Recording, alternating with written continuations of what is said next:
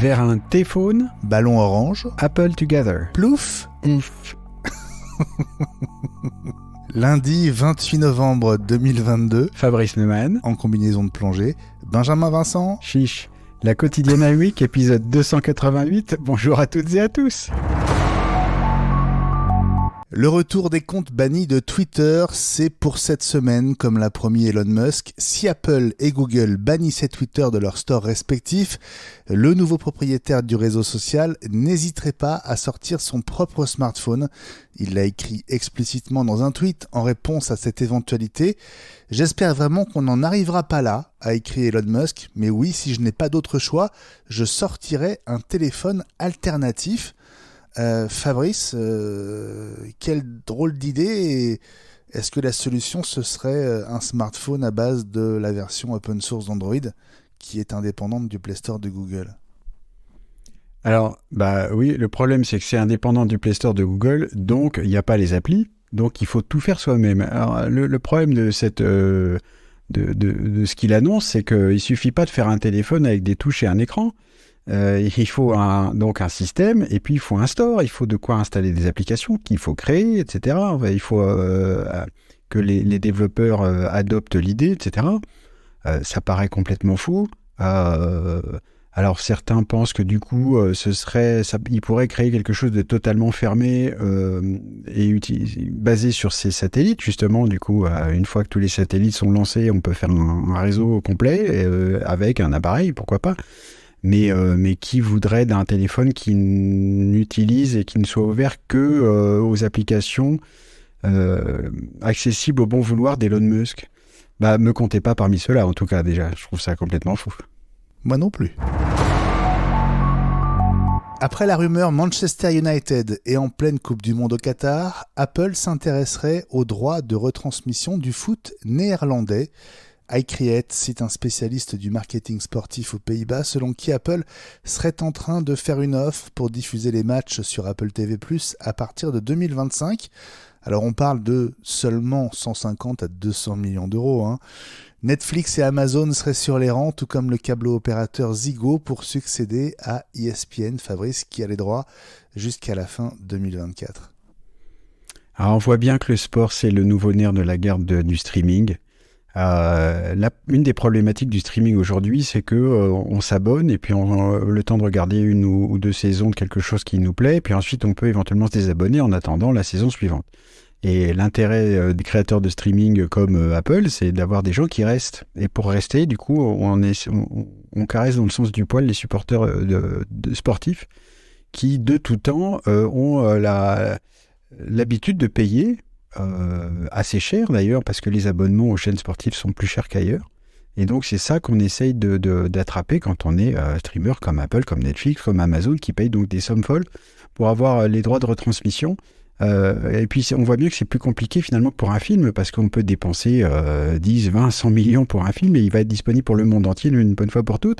Là, il faut payer pour 2-3 ans, puis pays par pays, etc.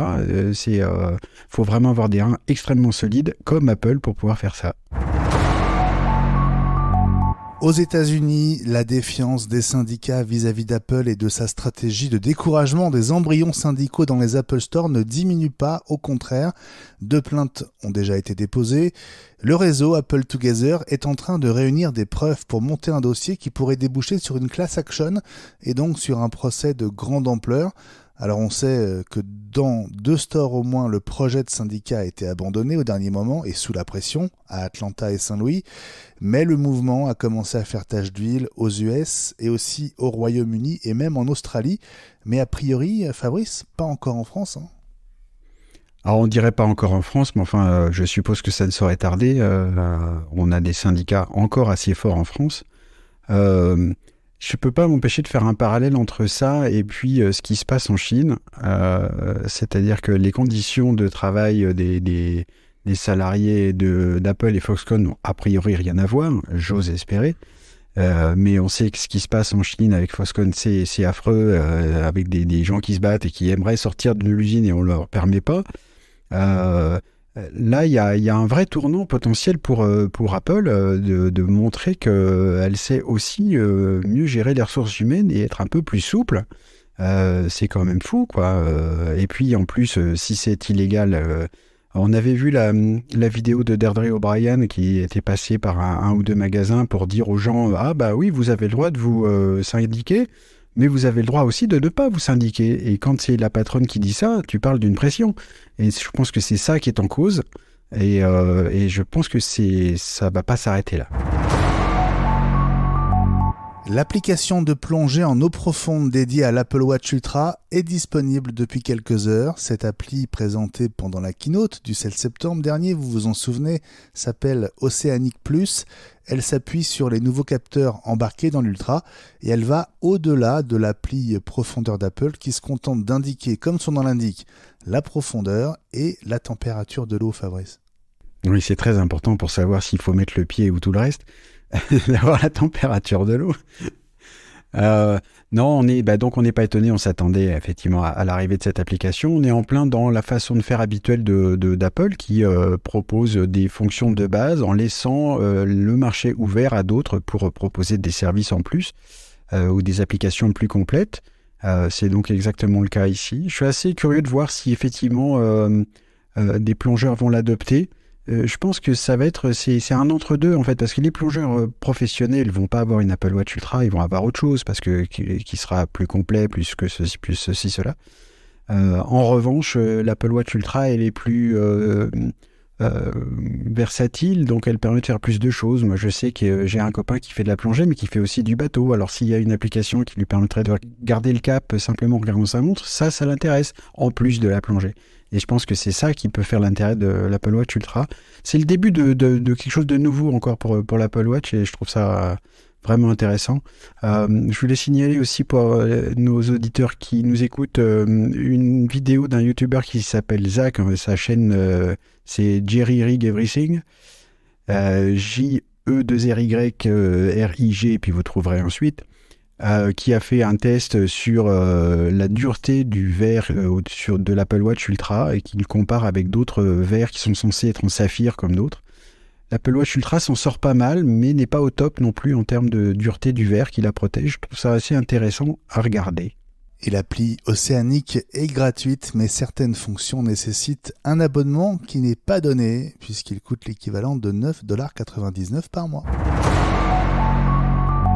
C'est aujourd'hui lundi, c'est le Cyber Monday et c'est la fin, Fabrice, d'une séquence commerciale de 4 jours, voire un peu plus, y compris pour Apple, dont la générosité, on peut le dire maintenant, diminue d'année en année.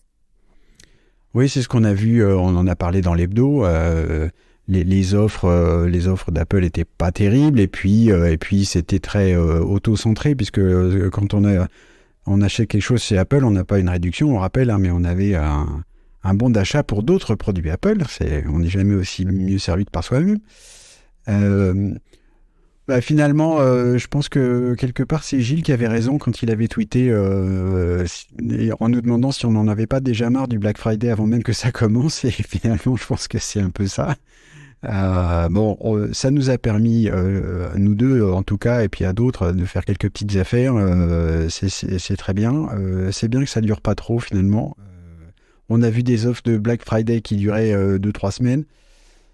Finalement, ce sont des soldes. Voilà, bon, c'est fini. Et je pense que c'est pas chez Apple qu'on a trouvé, de toute façon, les meilleures offres.